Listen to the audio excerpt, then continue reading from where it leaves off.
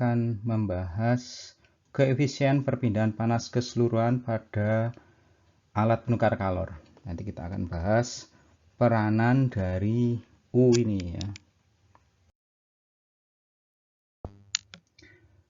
Kenapa kita perlu menganalisis koefisien perpindahan panas ini? Karena nilai dari U suatu alat penukar kalor itu menentukan jumlah panas yang dapat terjadi.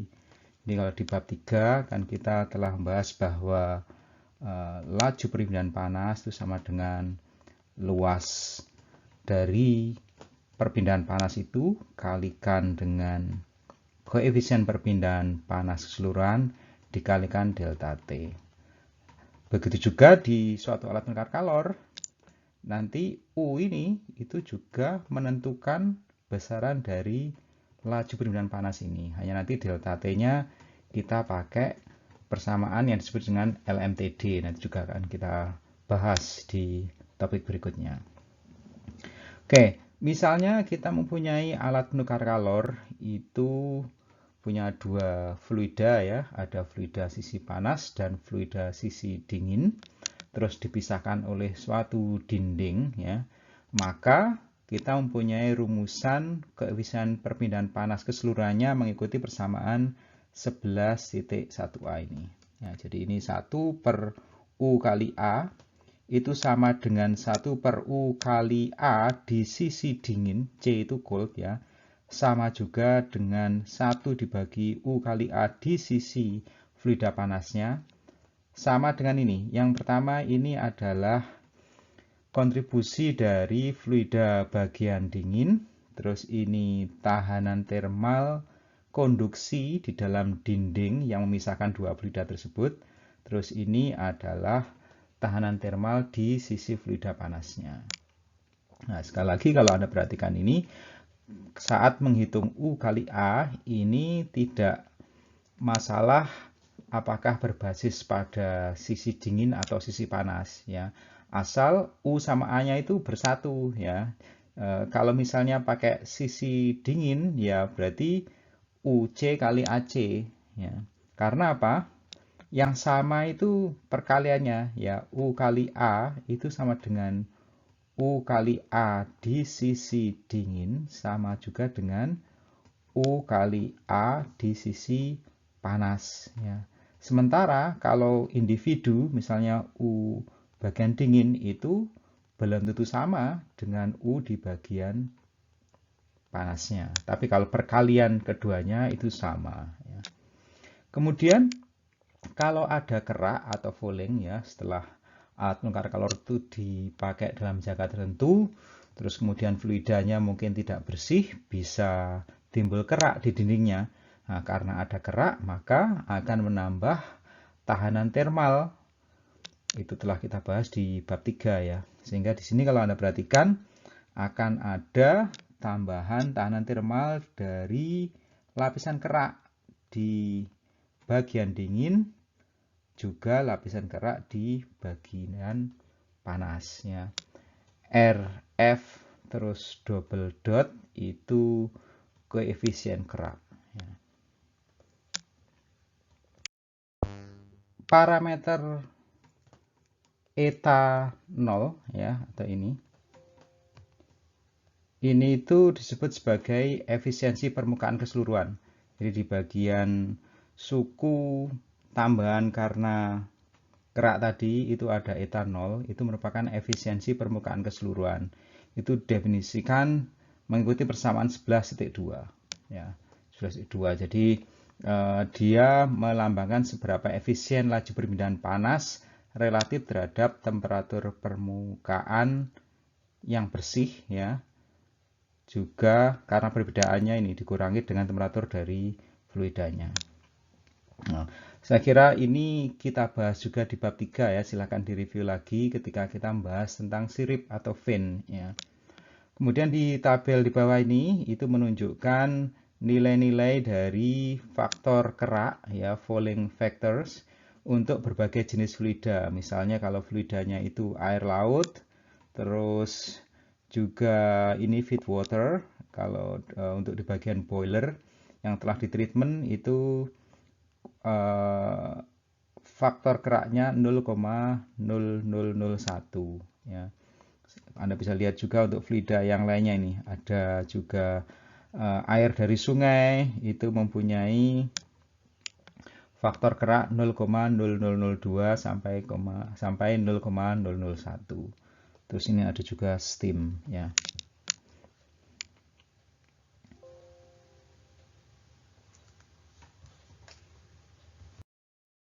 Kemudian di slide ini tunjukkan nilai dari koefisien pendinginan panas keseluruhan dari beberapa fluida yang dipakai di alat penukar kalor. Misalnya kalau alat penukar kalornya ini mempunyai fluida air dan air, jadi di sisi panas dan sisi dinginnya fluidanya air, maka ini umumnya nilai dari koefisien perpindahan panas keseluruhannya. Kalau misalnya air ke oil ya, itu yang row yang kedua, itu U-nya antara 110 sampai 350. Sampai di sini juga ada alkohol ya. Jadi nilai ini bisa digunakan sebagai referensi ya. Tentunya nilai yang lebih akurat ya biasanya kita dapatkan dari spek boilernya dan juga sifat-sifat dari fluida kerjanya. Berikutnya kita bahas tentang log mean temperature difference atau disingkat sebagai LMTD ya. Nanti kita akan lihat selangkah demi selangkah apa arti dari LMTD ini atau log mean temperature difference. Oke, untuk mendesain atau memprediksi suatu alat penukar kalor atau heat exchanger, itu kita perlu menentukan hubungan antara laju perpindahan panas total, itu dengan temperatur fluida sisi masuk dan sisi keluar, juga dengan koefisien perpindahan panas keseluruhan plus luas permukaan. Misal kita mempunyai skema perpindahan panas di dalam boiler itu seperti ditunjukkan di slide ini. Jadi kita mempunyai fluida sisi panas itu di bagian atas. Dia mengalir dari kiri ke kanan ya. Jadi dengan laju aliran massa m.h, terus I ini merupakan energi dalam atau entalpi ya, entalpi masuk, terus dia juga mempunyai temperatur tertentu, terus ini di sisi keluarnya. Terus kemudian fluida bagian dinginnya itu ada di bagian bawah ya, mengalir juga dari kiri ke kanan. Jadi ini termasuk penukar kalor jenis paralel ya, parallel flow heat exchanger. Terus ada perpindahan panas ini dari fluida panas ke fluida dingin ini. Nah, terus skema titik-titik ini yang di bawah maupun di atas ini kita mengasumsikan tidak ada perpindahan panas dari alat penukar kalor ke lingkungan sekitar. Jadi perpindahan panasnya itu hanya terjadi dari fluida panas ke fluida dingin.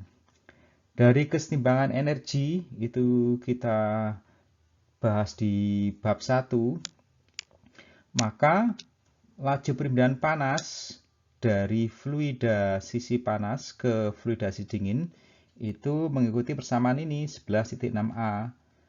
Q sama dengan m dot kali I sisi masuk dikurangi dengan I sisi keluar. Jadi m dot kali perubahan entalpi. Nah, ini akan sama atau dibalance dengan laju perpindahan panas yang diterima oleh fluida dingin mengikuti persamaan 11.7a ya. Jadi m.c kali, nah ini entalpi di bagian keluar dari fluida dingin dikurangi dengan entalpi di bagian masuk dari fluida dingin. Nah, kalau misalnya kita asumsikan koefisien perpindahan panas, kita asumsikan panas spesifiknya itu konstan atau Cp-nya itu konstan, ya, maka I atau entalpi bisa kita ganti dengan Cp dt ya, delta I ya. Sehingga persamaan 11.6a bisa kita substitusi atau kita ubah ke persamaan ini 11.6b ya. Jadi I-nya atau delta I-nya kita ganti dengan CP kali delta T. Begitu juga dengan persamaan 11.7a itu bisa kita ubah ke 11.7b ya. Jadi di sini sekali lagi entalpinya kita ganti dengan korelasi antara panas spesifik kali temperatur. Nah, nanti kita juga tertarik untuk mengetahui hubungan antara Q ini dengan delta T, di mana delta T-nya itu delta T antara fluida panas dengan fluida dingin, persamaan 11.8. Nah, nanti kita akan turunkan bagaimana hubungan antara Q dengan delta T ini. Nah, laju perpindahan panas itu sekali lagi perlu kita hubungkan dengan persamaan 11.8 ini. Nah, karena delta T-nya itu bervariasi ya, jadi variasi dari titik masuk sampai titik keluar baik di sisi fluida panas maupun di sisi fluida dingin, maka kita perlu gunakan persamaan laju ya. Jadi Q itu sama dengan U kali A kali delta TM ini yang perlu kita cari nanti ya. Delta T-nya itu dalam bentuk apa? Untuk alat penukar kalor ini ya. Oke, sekarang kita lihat misalnya untuk alat penukar kalor dengan aliran paralel ya. Kita lihat di sini di skema bagian kiri atas bahwa arah aliran fluida baik sisi panas hot maupun sisi dingin cold itu dia mempunyai arah yang sama dari kiri ke kanan, makanya disebut sebagai parallel flow. Nah, untuk melakukan analisa delta T nanti diasumsikan bahwa tidak ada panas dari alat penukar kalor ke lingkungan ya. Jadi kalau saya gambarkan di sini ini 0 ya. Ini sama dengan 0. Di sini juga sama dengan 0. Ya. Tetapi ada perpindahan panas dari sisi fluida panas ke sisi fluida dingin, ini dilambangkan dengan ini. Oke.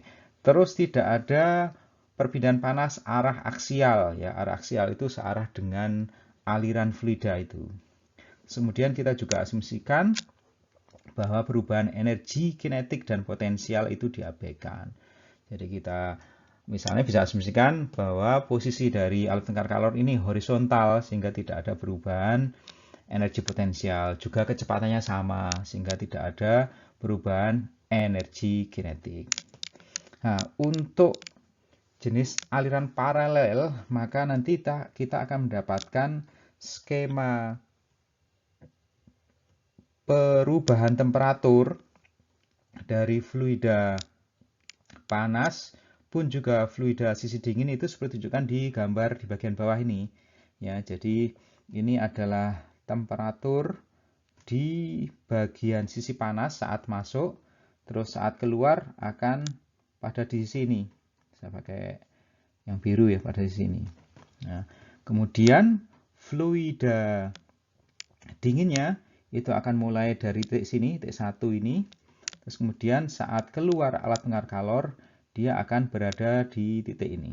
Ya, kalau kita perhatikan bahwa garis temperatur di sisi fluida dingin itu tidak akan pernah memotong ya garis temperatur di sisi fluida panas. Ini masuk akal ya, karena kalaupun kita buat alatnya itu sebesar dan sepanjang mungkin, nanti kemungkinan ya di kedua titik ini dia akan asimptotik, artinya saling mendekat ya, tapi tidak akan pernah titik temperatur bagian keluar dari fluida dingin itu lebih panas dibanding temperatur keluar dari fluida panas ya. Oke, terus di situ juga ditunjukkan ini laju perpindahan panas ya, laju perpindahan panas dari sisi fluida panas ke sisi fluida dingin. Oke. Oke, kalau kita terapkan kesetimbangan energi dari persamaan sebelumnya, ya kita mendapatkan tadi kan bahwa dq ya untuk suatu elemen infinitesimal, kita mempunyai laju perpindahan panasnya itu mengikuti persamaan ini. dq sama dengan m.h kali cp kali dt ya. Tuh. Terus ini pakai negatif ya karena panasnya menuju ke sisi dingin ya. Terus kemudian di sisi dinginnya itu yang membalance itu sama juga di sini m.c kali cp kali dtc ya itu. Nah, jadi kita dapatkan persamaan laju perpindahan panas dari sisi dingin maupun sisi panas. Nah, nanti kita akan hubungkan dengan korelasi ini bahwa dq itu sama dengan U kali delta T kali dA ya. Nah, dari slide sebelumnya kita telah mendapatkan persamaan delta T yang mana didefinisikan sebagai TH minus TC. Nah, kalau persamaan delta T ini kita turunkan ya, kita diferensialkan, maka kita akan mendapatkan ini bahwa d delta T itu sama dengan dTH minus dTC ya. Lah, dTH dan dTC ini bisa kita ganti dengan persamaan 11.10 dan 11.11 ya. Jadi kalau dari 11.10 itu kita dapatkan bahwa dTH itu kan sama dengan dq plus minus ch ya. Nah, itu kalau kita substitusikan kita akan mendapatkan persamaan ini. Persamaan ini bahwa d delta T itu sama dengan minus dq kali 1 dibagi ch, c-nya itu c capital ya, ditambah 1 dibagi cc ya. Nah, itu yang capital itu C yang ini, capital yang CH itu dia mewakili M.H kali C kecil ya, CPH. Sama juga dengan C yang besar, huruf besar C terus C itu dia mewakili M.C kali CP C ya bagian dingin. Oke, terus kemudian kalau kita substitusikan persamaan Q dari persamaan 11.12 ya, kita masukkan ke sini, maka kita dapatkan ini ya. Kita dapatkan, terus kita integralkan itu, sisi kiri kita integralkan, sisi kanan kita integralkan, kita dapatkan itu. Sehingga diperoleh bahwa ln ya, natural logarithmic delta T2 dibagi delta T1 itu sama dengan minus U kali A kali 1 dibagi CH ditambah 1 bagi CC. Nah, delta T1 maupun delta T2 itu adalah perbedaan temperatur di sisi masuk dan di sisi keluar. Jadi delta T1 itu sama dengan THI minus TCI ya. Oke, sementara delta T2 itu perbedaan temperatur di sisi keluar ya, itu sama dengan THO minus TCO. Oke, terus kemudian kalau kita substitusikan CH dan CC dari persamaan 11.6b dan 11.7b, maka kita dapatkan persamaan ini, terus kita sederhanakan. Tadi kita telah tulis ini, delta T1 maupun delta T2, sehingga kita akan dapatkan, ya, kalau kita buat Q ini eksplisit sebelah kiri, kita dapatkan persamaan bahwa Q itu sama dengan U kali A, kali itu delta T2 minus delta T1 dibagi ln dari delta T2 dibagi delta T1. Nah, ini itu kan mewakili suku ini. Suku ini. Nah, itu kita tuliskan lagi nih di persamaan 11.15.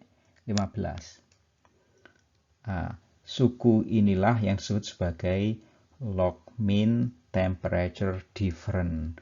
untuk aliran paralel. Ya, jadi kita bisa kalau lihat persamaan 11.14 ini, kita bisa lihat di sini bahwa delta T untuk kasus alat nukar kalor ini dia adalah LMTD, log mean temperature difference, diformulasikan mengikuti persamaan 11.15. Ini untuk aliran paralel. Ya. Sekarang bagaimana untuk counterflow atau aliran berlawanan? Penurunannya persis sama dengan saat kita menurunkan LMTD kasus aliran paralel. Nanti kita akan dapatkan juga persamaan ini 11.15 sama persis sama.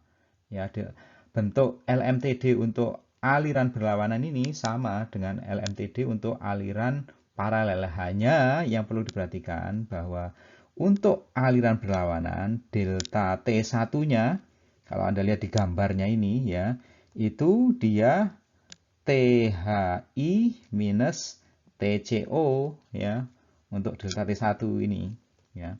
Karena Anda lihat ini bahwa untuk aliran berlawanan itu fluida panasnya mengalir dari kiri ke kanan sementara fluida dinginnya mengalir dari kanan ke kiri. Nah, titik satunya tetap di sini, terus titik duanya juga di sini. Sehingga delta T1 itu sama dengan THI minus TCO ini ya. Atau TH1 minus TC1. Sementara delta T2 kalau Anda lihat di gambar ini dia adalah THO minus TCI. Ya.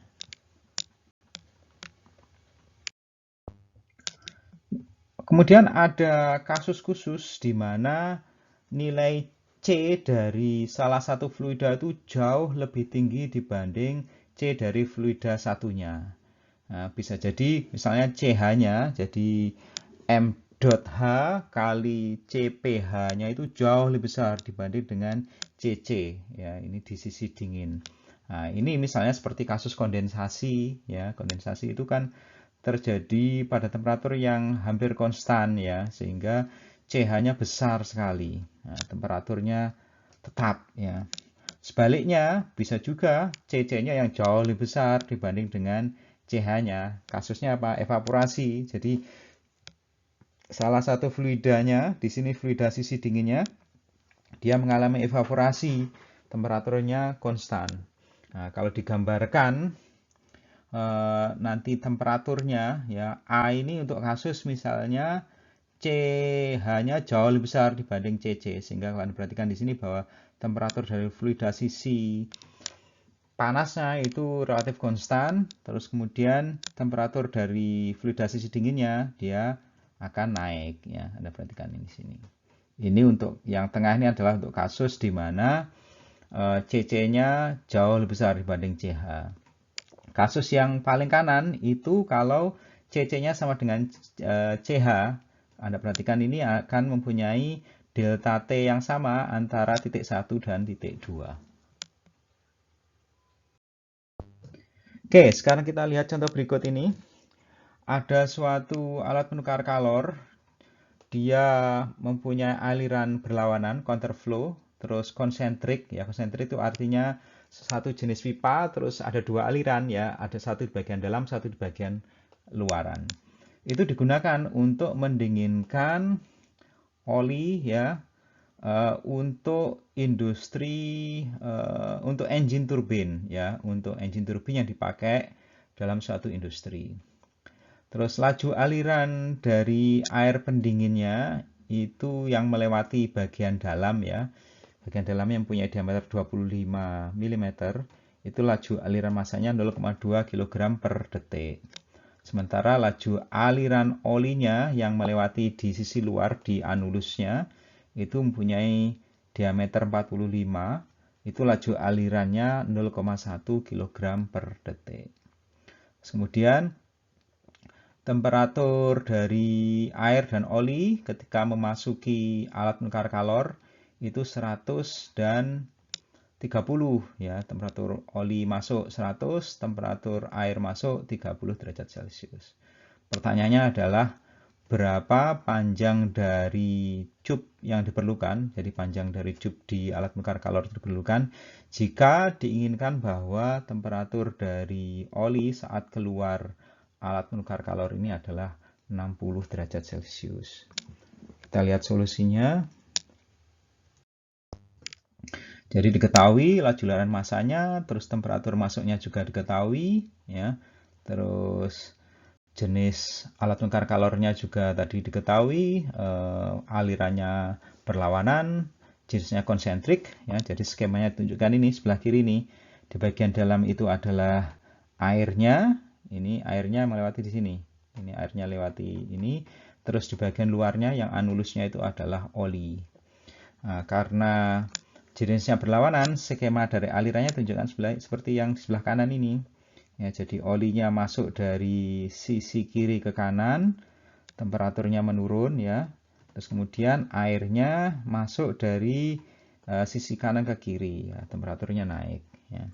Terus asumsi yang digunakan di sini kita abaikan laju perpindahan panas dari alat menukar kalor ke lingkungan. Terus kita abaikan perubahan energi kinetik maupun energi potensial.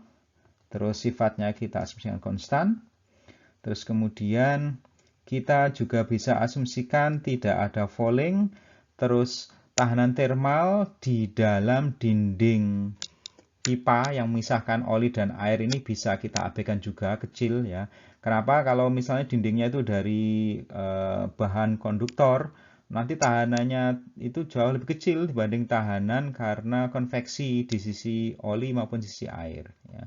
Kemudian kita juga bisa asumsikan bahwa U-nya independen terhadap X. Ya. Langkahnya di sini pertama kita tentukan dulu ya sifat-sifat dari fluidanya ya. Pertama untuk oli kita misalnya asumsikan temperatur rata-ratanya 80 derajat Celcius.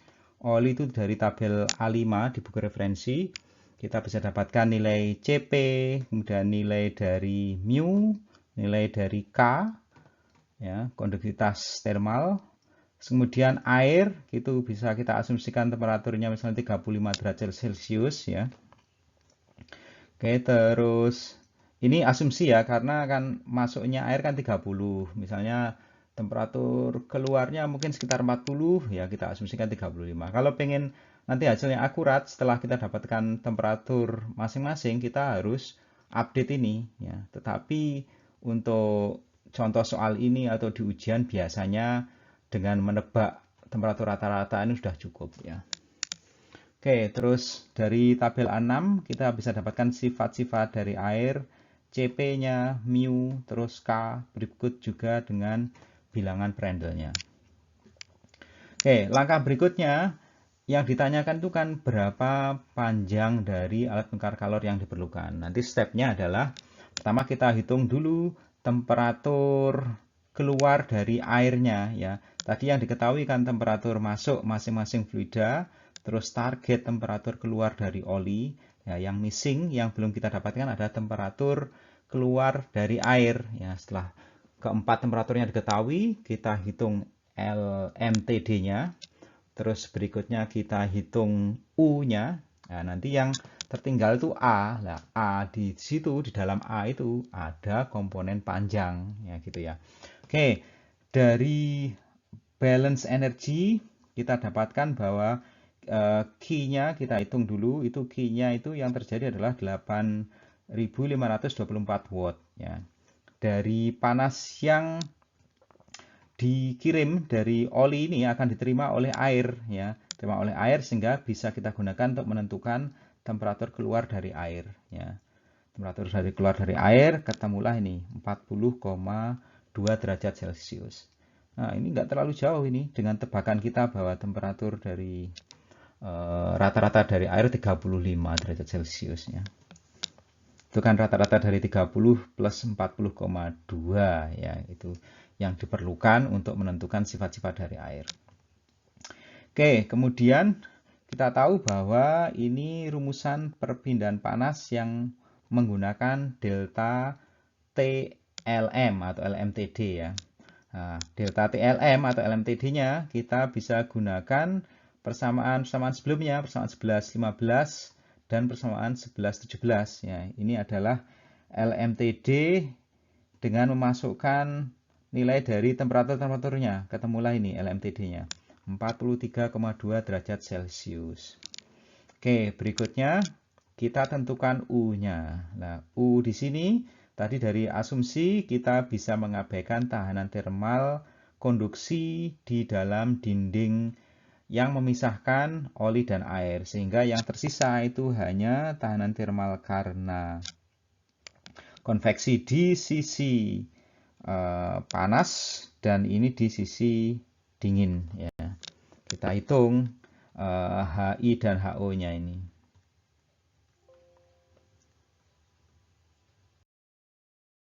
Kita hitung dulu H di sisi air ya. Airnya itu kan melewati pipa yang bagian dalam ya. Jadi ini termasuk internal flow, itu telah kita pelajari di bab 8. Pertama kita hitung dulu berapa bilangan Reynolds-nya ya. Bilangan Reynolds-nya mengikuti persamaan ini. M.C-nya tadi ada, terus diameter bagian dalamnya juga ada. Mu-nya sudah kita dapatkan dari tabel A6, kita dapatkan bilangan Reynolds-nya 14.050.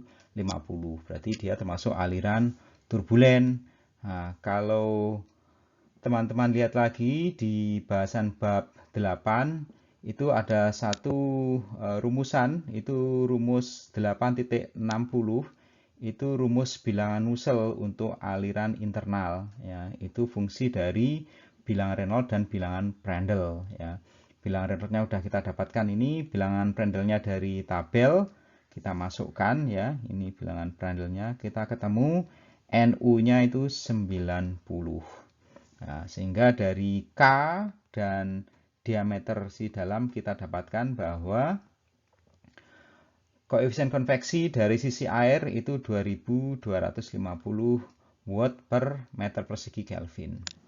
Berikutnya kita hitung untuk H di sisi olinya. Nah, tadi olinya itu kan mempunyai luas permukaan berbentuk anulus ya, jadi di sisi luarnya. Nah, di sini kita gunakan persamaan 8.71 ya. Kita gunakan persamaan titik 71 untuk menghitung bilangan Reynolds di kasus anulus ini.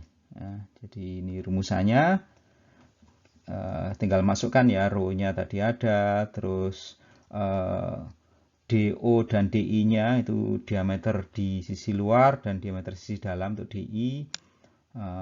Ada semua tadi ya, kita masukkan, nanti ketemu bilangan Reynolds untuk bagian oli itu 56. Bilangan Reynolds-nya di sini di bawah batas bilangan Reynolds untuk turbulen sekitar 2300-an ya untuk aliran internal itu di dalam pipa, sehingga alirannya laminer ya. Nah, sehingga aliran laminer, terus kita bisa dapatkan NU-nya itu dari tabel 8.2. Silahkan direview di bab 8 ya. Nanti kita dapatkan ini bahwa NU-nya itu sebesar 5,63.